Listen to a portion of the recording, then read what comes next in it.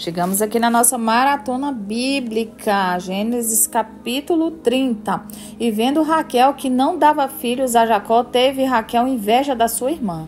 Aí aqui começa aquela mesma situação de Caim e Abel, inveja. Vocês reparem que isso se repete muito entre as famílias, se repete muito entre as pessoas. A gente vê aqui que o quanto as pessoas precisam realmente ser libertas.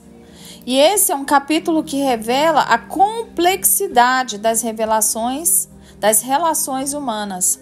Eu vejo aqui Lia, vendo que parou de gerar filhos, né? Ela entrega a sua serva Zilpa, a Jacó, e ela dá à luz a cada filho, que tem um nome que expressa as emoções e as circunstâncias, né? Que é Gádia, que significa fortuna, Assé, que significa felicidade. E mais uma vez aqui nós percebemos a luta humana, da tentativa de controlar a vida. Eu estou falando aqui do capítulo 30, do versículo 9 ao 13, tá? Essa discussão entre Raquel e Lia. E aí foi quando Lia parou de gerar. E aí ela deu a sua serva para que gerasse filhos junto a Jacó, que foram os filhos, né? Então, mais uma vez aqui a gente percebe a luta humana, como eu estava dizendo, a tentativa de controlar a vida, mas cada nome revela que Deus está atento às nossas experiências, transformando a dor em competição, em legado espiritual. E cada filho é um testemunho de providência divina, mesmo que em meio à pressa e à inveja. Aqui no versículo 14 e 16 do 30, Raquel, vendo que Lia tinha deixado de ter filhos, ela se apropriou, né, do mandragora e de Lia, ou seja, a Lia foi símbolo de fertilidade, porque Lia estava indignada, ela questiona muito a sua irmã, e há um diálogo de tensão. Eu vejo aqui Lia, ela muito pacífica, sabe, queridos? Mesmo ela gerando filhos, ela era muito pacífica com relação aqui a Jacó e a Raquel. Eu vejo que Lia, ela tinha essa passividade, ela tinha... e esse episódio aqui, do versículo 14 ao 16 do 30, nos mostra o quê? Nos mostra que a cobiça e a comparação geram conflitos familiares. As madrágoras, elas representam o que o homem valoriza e muitas vezes tenta controlar. Então, Deus, ele é quem dá a verdadeira fertilidade. Esses versículos, eles mostram o quê? Que nos desafia a não nos compararmos em disputarmos as bênçãos que Deus distribui no tempo certo.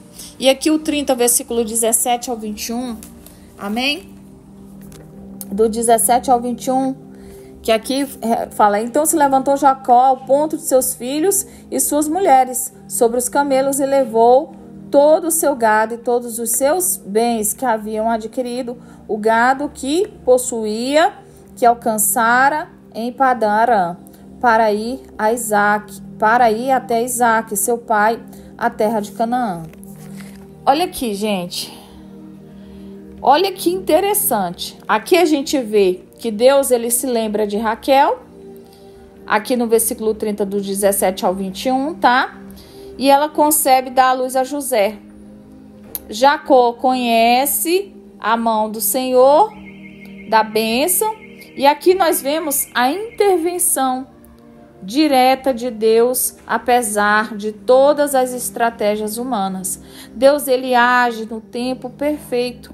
José nasce com a promessa de transformação futura. E esses versículos aqui, do capítulo 30, 17 ao 21, esses versículos, eles trazem e fazem a gente lembrar, tá, queridos? Eles fazem a gente lembrar aqui, quando José nasce com a transformação futura, né, que a gente sabe disso. E esse versículo, ele me faz lembrar aquela oração persistente, sabe?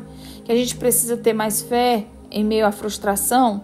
A gente precisa ter mais paciência com o tempo de Deus, sabe? A gente precisa trazer elementos chaves para que a bênção ela se manifeste. Quais são os elementos chaves? Oração, jejum, tá?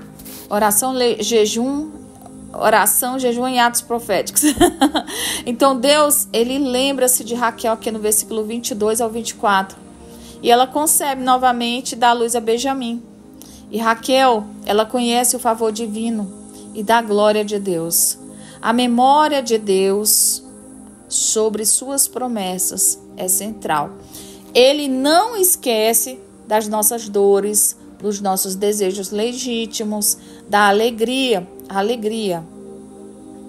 Porque aqui mostra que a alegria de Raquel é conhecer a providência divina, que transformou a ansiedade dela em gratidão, e medo em confiança, e conflitos em bênçãos. É tão bom isso, gente, sabe? A gente ser grato em meio a tantas ansiedades que a vida traz. Jacó, ele pede permissão a Labão para retornar à sua terra.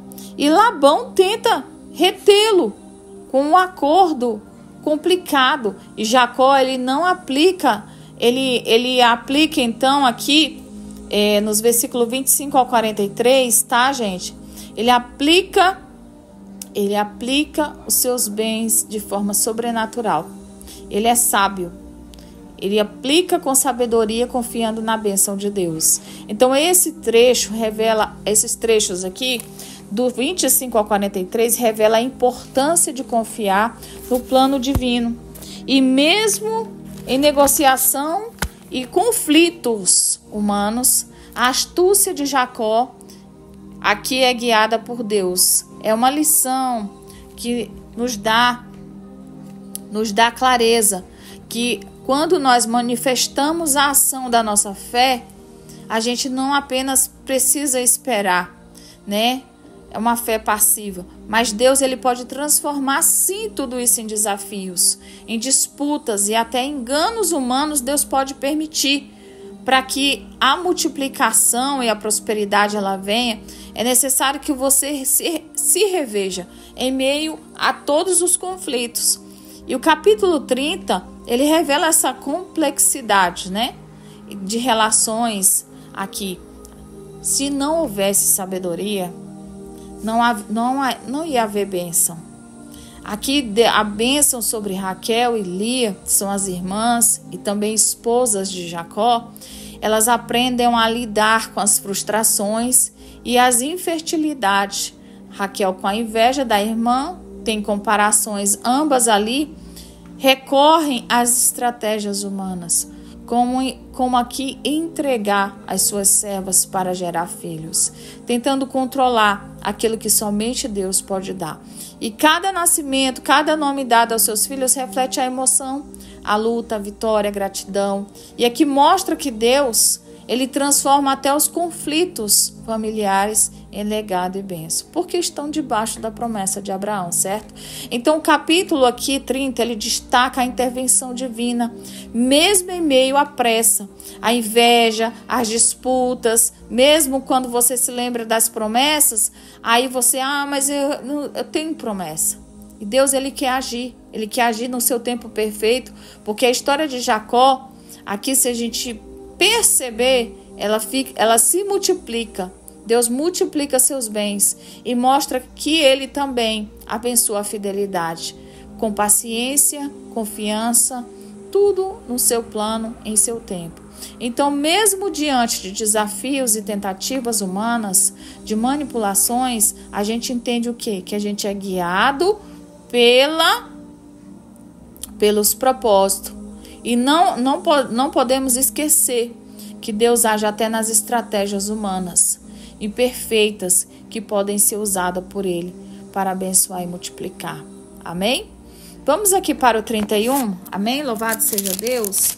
O 31 é quando Deus manda Jacó tornar a terra dos seus pais. Olha que interessante. E o Senhor disse a Jacó: volta para a terra dos teus pais e para a tua parentela, e eu serei contigo. Aqui é um ponto central do capítulo, onde a direção de Deus não foi apenas uma decisão estratégica de Jacó, mas foi a ordem divina. Então, quando Deus ele fala, ele também garante a presença dele. Então, não adianta eu estar em lugar de fartura se Deus ele não está. Não adianta eu ser a melhor, eu ser rica, eu ser aquilo, eu ser isso, se Deus não está. Então, mesmo é melhor eu estar no deserto com a presença dele do que no palácio sem a mão dele agindo na minha vida.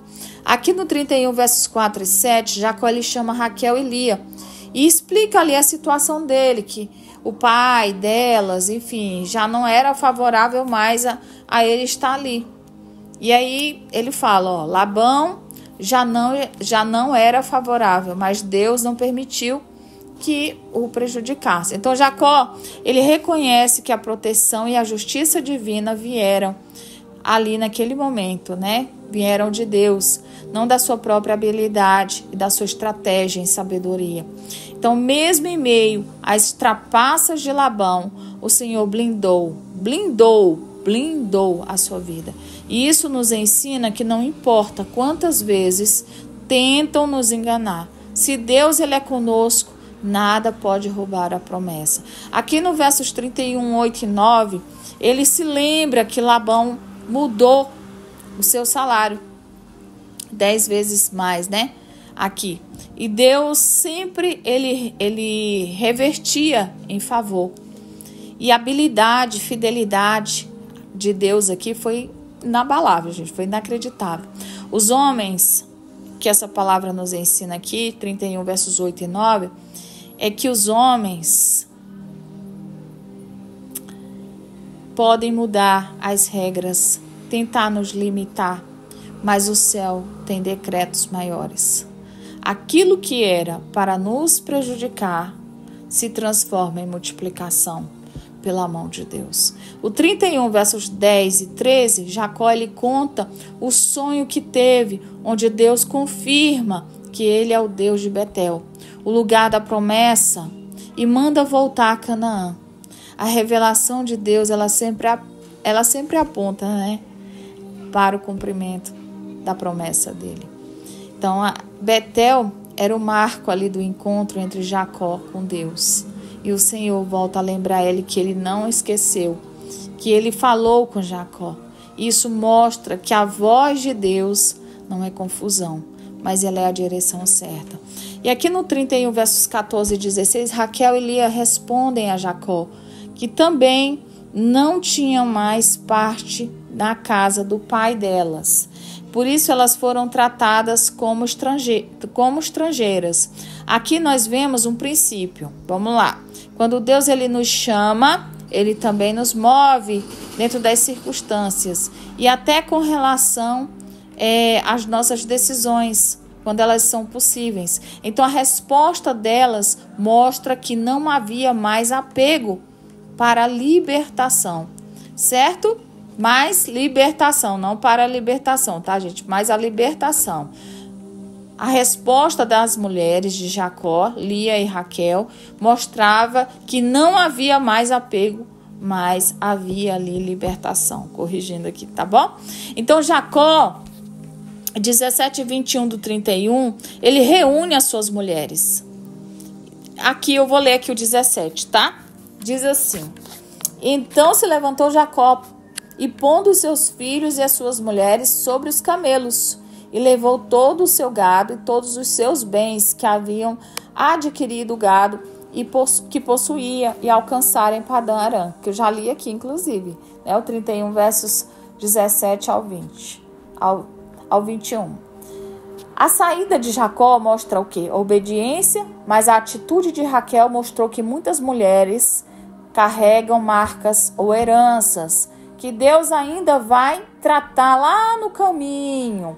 E mesmo no meio da promessa, ainda existem áreas que precisam ser curadas e libertas. O que eu quero trazer aqui? O que Raquel fez para ser tão grave, né? Raquel, ela pegou ali, uma escultura, né? Que o seu pai adorava outros deuses, enfim. Ela pegou e levou. E quando Jacó ele saiu, ele mostrou obediência e atitude. Então, tudo isso mostra que Deus é fiel, mas que ele não concorda com as coisas erradas. Então, Deus é fiel, gente. Deus é fiel. Deus, ele não esquece dos seus. E quando eu falo para vocês que o significado aqui dos ídolos, né? De terafins, que foi o que a Raquel levou, em contraste aqui dentro de Gênesis 31, 19, né? Na cultura, lá na época, esse objeto era considerado protetor do lar, e o qual Labão tinha ali como um objeto um objeto dele guardar, né? Então, os estudiosos dizem que possui os terafins teria que garantir o direito de propriedade, ou seja, Raquel talvez ela tenha levado para garantir ali um futuro para sua família ou por apego à tradição paterna. Então, enquanto Jacó, né, estava obedecendo a ordem de Deus para voltar para a terra da promessa, Raquel ainda estava presa aos vestígios da casa do seu pai. Isso mostra o quê? Que mesmo caminhando com quem é chamado por Deus, ainda podemos carregar resíduos de velhos hábitos, medos ou crenças erradas. Ali, Raquel era como se Raquel estivesse dizendo: eu vou com Jacó, mas eu não consigo largar totalmente o que eu aprendi com meu pai.